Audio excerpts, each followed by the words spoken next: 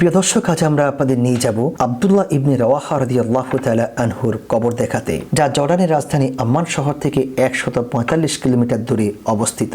প্রিয় দর্শক, আপনারা জানেন সাহাবী আব্দুল্লাহ ইবনে রাওয়াহা রাদিয়াল্লাহু তাআলা আনহুর কথা। সাহাবী আব্দুল্লাহ ইবনে রাওয়াহা রাসূলুল্লাহ সাল্লাল্লাহু আলাইহি ওয়াসাল্লামের কবি ছিলেন। আনসারী সাহাবাগণের মধ্যে অগ্রগণ্য একজন ছিলেন। রাসূল সাল্লাল্লাহু আলাইহি ওয়াসাল্লাম তার সম্পর্কে বলেছেন, আল্লাহ তাআলা দয়া করুন আব্দুল্লাহ ইবনে রাওয়াহার প্রতি, নিশ্চয় তিনি সেই মজলিস সমূহকে পছন্দ করেন যা নিয়ে গর্ব করেন ফেরেশতাগণ। প্রিয় দর্শক, আপনারা জানেন প্রিয় সাহাবী আব্দুল্লাহ ইবনে রাওয়াহা ছিলেন প্রথম সারির আনসারী সাহাবী। রাসূল সাল্লাল্লাহু আলাইহি ওয়াসাল্লামের মদিনা হিজরতের আগেই তিনি ইসলাম ধর্ম গ্রহণ করেছিলেন। আকাবার শপথে রাসূলুল্লাহ সাল্লাল্লাহু আলাইহি ওয়াসাল্লামের হাতে হাত রেখে তিনি ঈমান ইসলাম গ্রহণ করেছিলেন। ওই শপথে রাসূলুল্লাহ সাল্লাল্লাহু আলাইহি ওয়াসাল্লামের নির্বাচিত 12 নকিবের মধ্যে তিনি বনু হারিস ইবনে খাজরাজ গোত্রের নকিব তথা দায়িত্বশীল হিসাবে নির্বাচিত হয়েছিলেন। রাসূলুল্লাহ সাল্লাল্লাহু আলাইহি ওয়াসাল্লাম এবং সাহাবায়ে কেরাম মদিনা হিজরতের পর তাদের সাহায্য সহযোগিতায় এবং ইসলাম প্রতিষ্ঠায়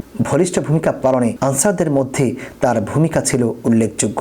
গুপ্ত ষড়যন্ত্রকারী মুনাফিক নেতা আব্দুল্লাহ ইবনে উবাই, যে উহুদের যুদ্ধে রাসূলুল্লাহ সাল্লাল্লাহু আলাইহি ওয়াসাল্লামের সঙ্গে 300 সৈন্যসহ সঙ্গ দিয়েছিল।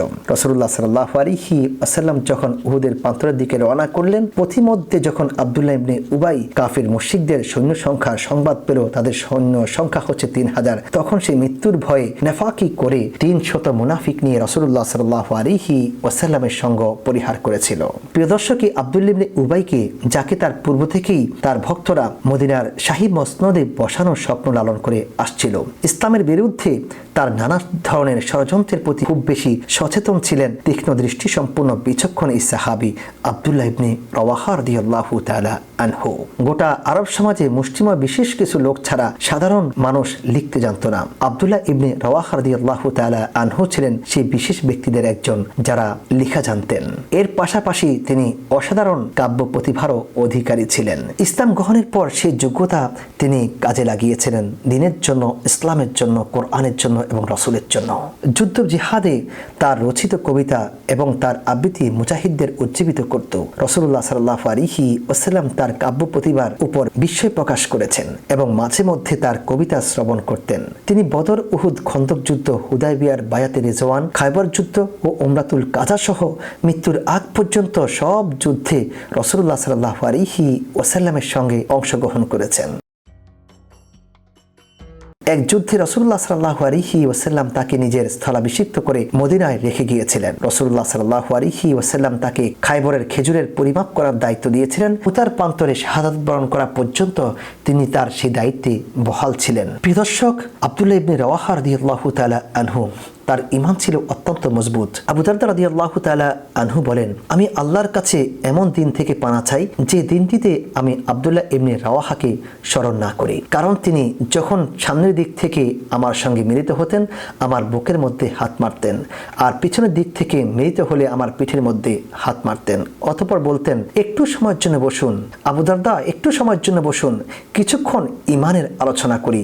বসতাম, কিছুক্ষণ আল্লাহর স্মরণ করতাম, আল্লাহর বরত্ব, মহত্ব, কুদরত নিয়ে আলোচনা করতাম।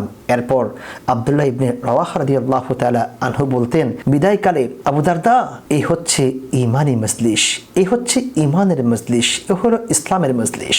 প্রিয় দর্শক, আপনারা জানেন প্রিয় সাহাবী আব্দুল্লাহ ইবনে রাওয়াহা রাদিয়াল্লাহু তাআলা আনহুর শাহাদাতের কথা। রাসূলুল্লাহ সাল্লাল্লাহু আলাইহি ওয়াসাল্লাম যখন 8ম হিজরিতে মুতার প্রান্তরে রোমানদের বিরুদ্ধে যুদ্ধ করার জন্য সৈন্য সামন্ত প্রস্তুত করছিলেন, তখন তিনি মসজিদে নববীর মধ্যে একে একে করে 3 জন সেনাপতির নাম ঘোষণা করেছিলেন। প্রথমে তিনি বলেছিলেন যে মুতার প্রান্তরে সেনাপতির দায়িত্ব পালন করবে যায়েদ বিন হারিসা রাদিয়াল্লাহু তাআলা আনহু। যায়েদ বিন হারিসা রাদিয়াল্লাহু তাআলা আনহু যদি শহীদ হয়ে যায় তাহলে জাফর বিন আবি তালিব রাদিয়াল্লাহু তাআলা আনহু সেনাপতির দায়িত্ব পালন করবেন।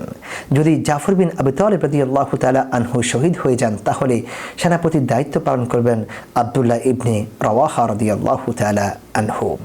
আব্দুল্লাহ ইবনে রাওয়াহা রাদিয়াল্লাহু তাআলা আনহু শহীদ হয়ে গেলে তোমরা তোমাদের মধ্য থেকে যে কোনো একজনকে সেই মুতার প্রান্তরে সেনাপতি হিসাবে নিযুক্ত করবে এবং নির্বাচিত করবে। প্রিয় দর্শক, রাসূলুল্লাহ সাল্লাল্লাহু আলাইহি ওয়াসাল্লামের এই ঘোষণা থেকে স্পষ্ট হয় যে আব্দুল্লাহ ইবনে রাওয়াহা রাদিয়াল্লাহু তাআলা আনহু তিনি শহীদ হবেন, এটা নিশ্চিত। প্রিয় দর্শক, নিজে শহীদ হবেন নিশ্চিত জেনেও জান্নাতে যাওয়ার জন্য, আল্লাহ সুবহানাহু ওয়া তাআলাকে সন্তুষ্ট করার জন্য, তার সন্তুষ্টির জন্য জান্নাতের দিকে তাড়াতাড়ি করে পা বাড়িয়ে মুতার প্রান্তরে রওনা করলেন এবং মুতার প্রান্তরে তিনি শহীদ হয়েছিলেন। আজকে আমরা আপনাদেরকে যে জায়গা দেখাচ্ছি প্রিয় দর্শক, ঘুরে ঘুরে যে মাকবারাটি দেখাচ্ছি, এটি হচ্ছে প্রিয় সাহাবী আব্দুল্লাহ ইবনে রাওয়াহা রাদিয়াল্লাহু তাআলা আনহুর মাকবারা। প্রিয় দর্শক, এই জায়গার মধ্যে শুয়ে আছেন প্রিয় সাহাবী আব্দুল্লাহ ইবনে রাওয়াহা রাদিয়াল্লাহু তাআলা আনহু, যিনি রাসূলুল্লাহ সাল্লাল্লাহু আলাইহি ওয়াসাল্লামের নির্দেশে মুতার প্রান্তরে এসে সেনাপতির দায়িত্ব পালন করেছেন এবং তিনি মুতার প্রান্তরে শহীদ হয়েছিলেন। আজকে আমরা আপনাদেরকে মুতার প্রান্তর দেখাচ্ছি সাহাবী আব্দুল্লাহ ইবনে রাওয়াহা রাদিয়াল্লাহু তাআলা আনহুর মাকবারা।